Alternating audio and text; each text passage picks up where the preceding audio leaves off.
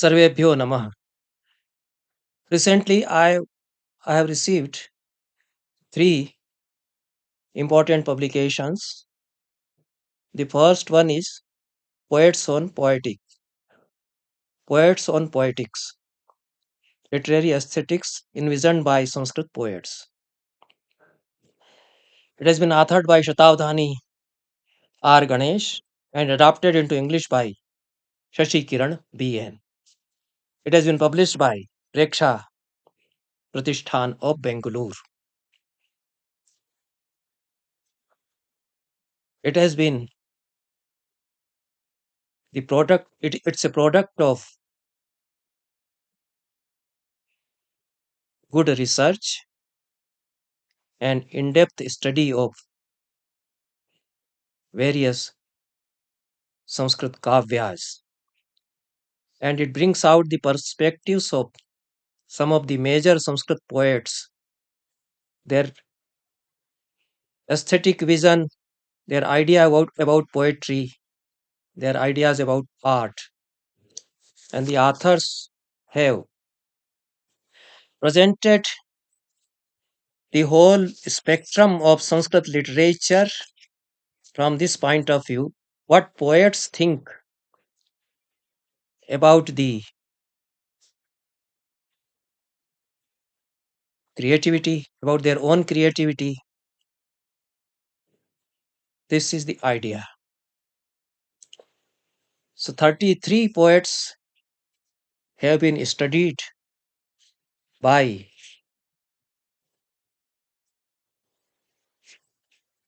Shatavdhani Ganesh from this point of view, and the work is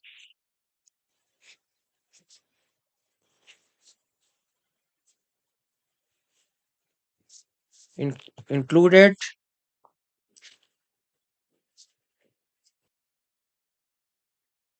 the work is comprised with a brief introduction to the whole tradition of Sanskrit literature and a prologue revealing the perspective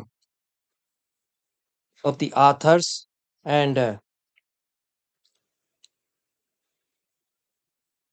the idea is how the poets themselves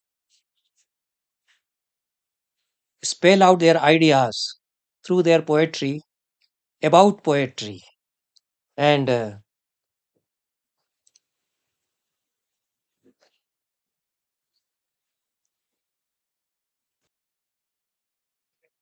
work is appended with a detailed bibliography and an index. The 33 poets which have been chosen for a study from the point of view of their conceptual framework, from the point of view of poetics and aesthetics, are Maharshi Valmiki, Bhagwan Vyas, Ashwaghosh, Shudrak, Kalidas, Shamilak, Bharavi,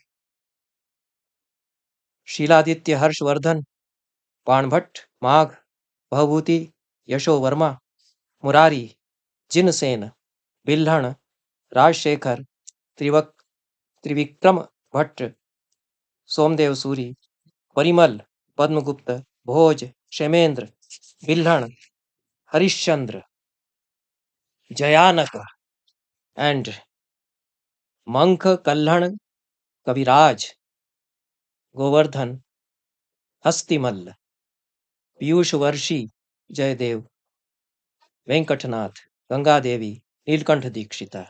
Nilkantha is the last one in the list. The list could have been further extended, can further be extended, and Pandit Raj Jagannath and Vishweshwar Pandey, they can also be included, but it's a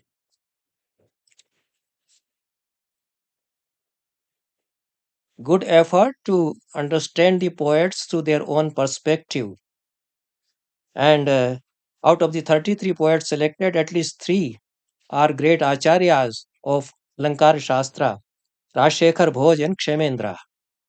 They are great thinkers and masters of literary theory as well, but they are great poets They are equally great poets. So through their creative writing, indirectly they spell out various concepts related to aesthetics and poetry or literary theory. That way also their study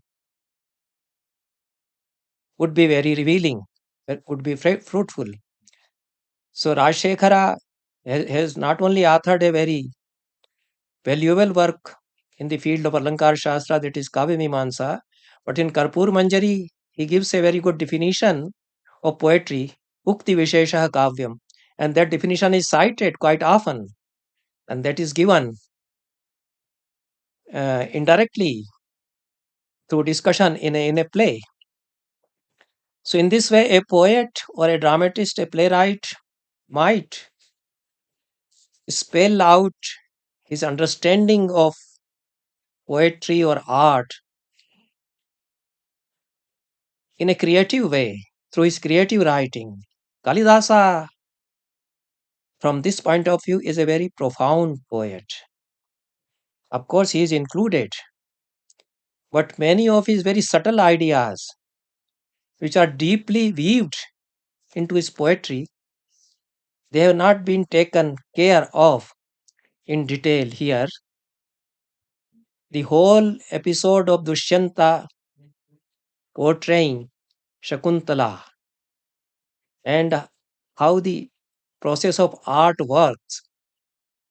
यद्यत् साधु न चित्रे स्यात् तत्तत् क्रियते तत्तदन्यथा तथापि तस्याः लावण्यम रेखाभिः किंचिदंचितम. Acharya Prasad Dwivedi has created the whole school of uh, uh, aesthetics on the basis of Kalidasa's remarks or Dushyanta's remarks in Shakuntal. This Anyatha Karan, which is in modern linguistic theory is called distortion. It is not actually distortion. It is making something other. It is reshuffling, uh, recreating.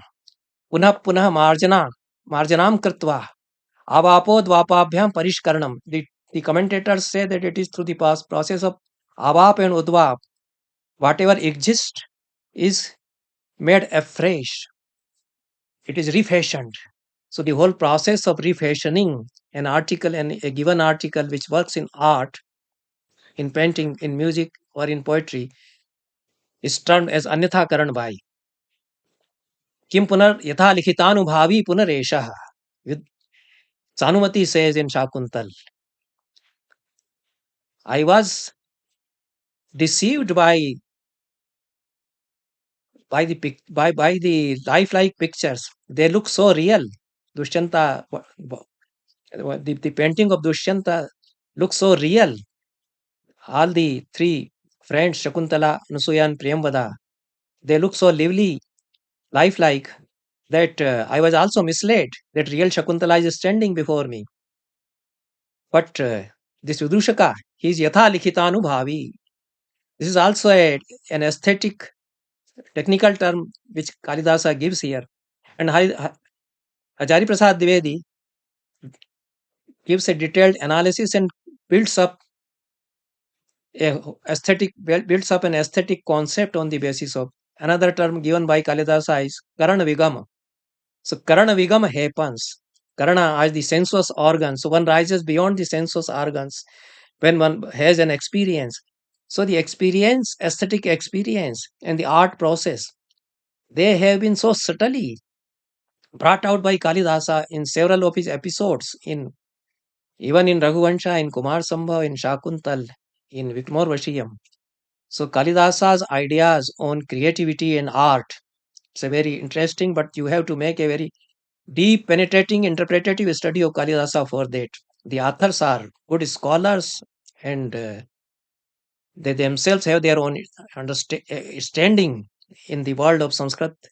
Shatavdhani Ganesh, a great poet of our age and a good thinker and a great scholar as well. But there are many passages which have been omitted. Even from Mahabharata, Alankritam Shubhai Shabdes, Shabdai Samyai Divya Manushai. uh, this has been taken, and it has been discussed with a threadbare analysis. But Mahabharata gives so many categories of kavya, and even in our tradition of Alankar Shastra, those categories are not always taken care of. For example, Upajivya kavya. What is an Upajivya kavya? सर्वेषां कविमुख्यानाम् उपजीव्यो सर्वेषां कविमुख्यानाम् उपजीव्यो भविष्यति. This great poem Mahabharata will become an upajivya, an everlasting source of inspiration. That is upajivya kavya. So it will work as an upajivya kavya for all kavi mukhyas, for all great poets. All the great poets of coming ages will derive inspiration from this Mahabharata. Therefore, it is an upajivya kavya. So upajivya kavya is a rare category, rarest of the rare category.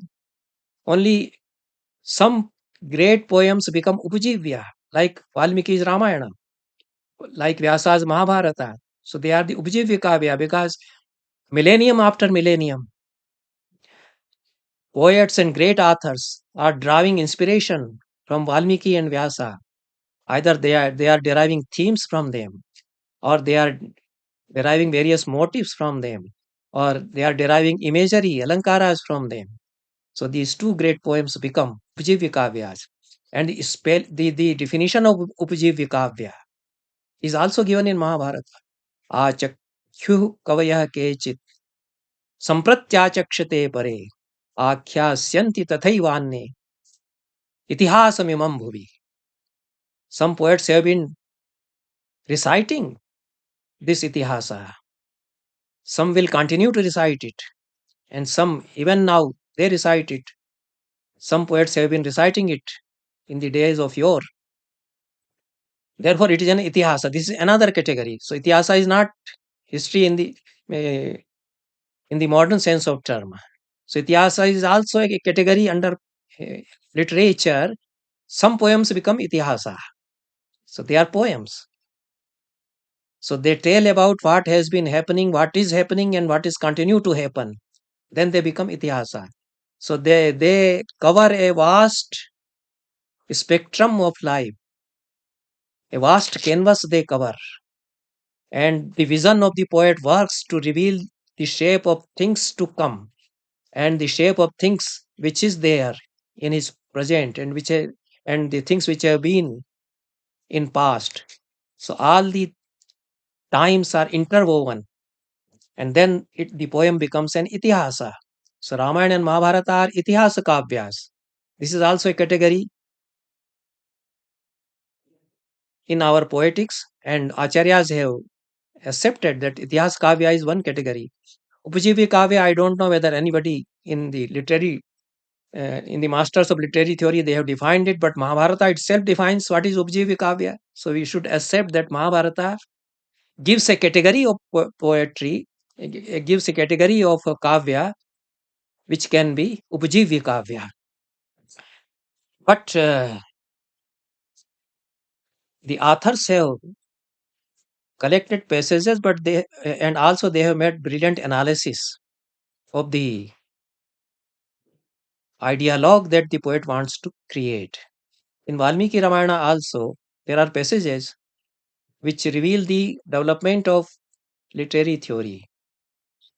The names of rasas, they occur in Balkanda in the beginning, that Shangara Hasya Karunai Veera Rodra Bhayanake Viradibhi Rased Yuktam Kavimeta Dagayatam. The Kushi Lavas, they were singing this poem Ramayana, and it was imbued with these rasas. So names of the six rasas occur there. And then Pathye Geyeche Madhuram. These adjectives, they also define the gunas of poetry. In Mahabharata also, the adjectives of speech, they are taken by Vamana as gunas in his school, in his idea of Riti. So various terms related to poetry, they were being evolved when Ramayana and Mahabharata, these two poems were being written. So reading Mahabharata and Ramayana from the perspective of the development of literary theory and the ideas of Vyasa and Valmiki about poetry. This can be a very exhaustive study, and studying Kalidasa from this point of view, it can be an enormous work. But the authors must be congratulated that they have presented the whole panorama of Sanskrit poets and their conceptual frameworks and have made an analysis of it. I also have done some thinking on this problem, and when I was a research scholar in the University of Sagar, I had written a paper, Sanskrit Kavinam Kavya Tattva Chintanam, that was published in Sagarika. Later on, I continued to study Sanskrit poets from this perspective, from this point of view. And one of my papers, Mahabharata और भारतीय काव्य चिंतन की परंपरा, was published in Ganga Nath Jha Research Institute's journal, and some other publications. In some other publications also, I have been discussing poets dealing with literary theory in their creative writings. So this, of course, is a very lively study, but studying so many poets, 33 poets from this perspective, it cost a lot of labor, and love for labor has led these authors, Shatavdhani, Ganesh, and Shashi Kiran, to produce this excellent work. Another work which I have recently received is by S. Ranganath. S. Ranganath is a prolific author. Not only one work, I have received two works by him.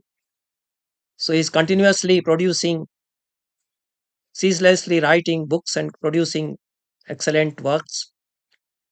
Well-known author and scholar of Vedanta and modern Sanskrit literature, and he has a wonderful memory. Medhavi, he is a Medhavin. So his works always serve the purpose of good reference books, and he has produced this work, a sizable size of volume is there, published by Pratibha Prakashan of New Delhi this year, Studies in Sanskrit Literature, and various papers by S. Ranganath on diverse topics are collected in this volume. S. Ranganath is a versatile author, and his interest as a multifaceted personality goes to philosophy, literature, modern literature, even European literature. So that way, it is always useful to go through his works. You always get something valuable from his writings. So this volume, Studies in Sanskrit Literature, is comprised of 24 papers by S. Ranganath, and the papers deal with various topics related to Sanskrit literature and Indology, cosmology in Rig Veda, impact of Upanishads on the West, a note on Aurobindo's poem Advaita in the light of Mandukya Upanishad. Very interesting topics are there. A note on different Gitas, environment in philosophical works, Guru tradition in Tantra with special reference to Vidyarnav Tantra, Jivan Mukti according to Shankara. Diacritics could have been used, but Ranganath avoids diacritics, and every reader can get an access through it, through his writings. Rele- Relevance of Ramanujacharya to 21st century satirical works of Kshemendra with special reference to Kalavilasa. These 9 papers deal with various authors beginning from Rigved to Shemendra, 10th, 11th century. Remaining papers deal with various aspects of modern Sanskrit writing, which is also an area of study for S. Rangnath. So he discusses impact of Raghuvansha on modern Sanskrit plays, influence of Sanskrit on Southeast Asian languages, folk elements in modern Sanskrit literature, relevance of Gandhi to 21st century, Mahatma Gandhi in Sanskrit literature, modern Sanskrit works based on Srimad Bhagavatam, a note on Prema Piyusham of Radha Vallabh Tripathi, Sandhanam by Radha Vallabh Tripathi, Lahiri Dashkam again by the same author, that is me, and Prekshana Saptakam again by me. So these papers are on my works, which is very kind of S. Rangnath. At least 5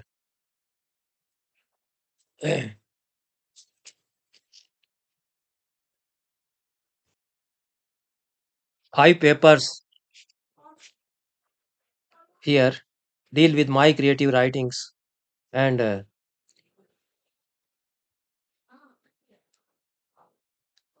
Rochishmati. One of the papers deals with Rochishmati of Sri Bhashyam Vijay Sarathi, and very important paper is on Sahitya Akademi award winning works of the new millennium and satire in modern social literature and supremacy of Sanskrit and its relevance to modern times. S. Jagannath is a good researcher, and he does a lot of labor and makes thorough studies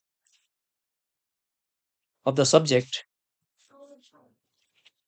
and then produces excellent papers or volumes. So, this volume by S. Ranganath, Studies in Sanskrit Literature, will hopefully serve as a good reference work for ancient, medieval, and modern Sanskrit literatures, looking to its vast area which it covers.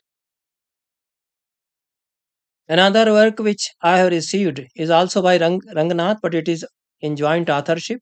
S. Ramaswamy and S. Ranganath, they are its authors, and the work is titled Muttur as Muttur, the Sanskrit village as seen in the year 2000.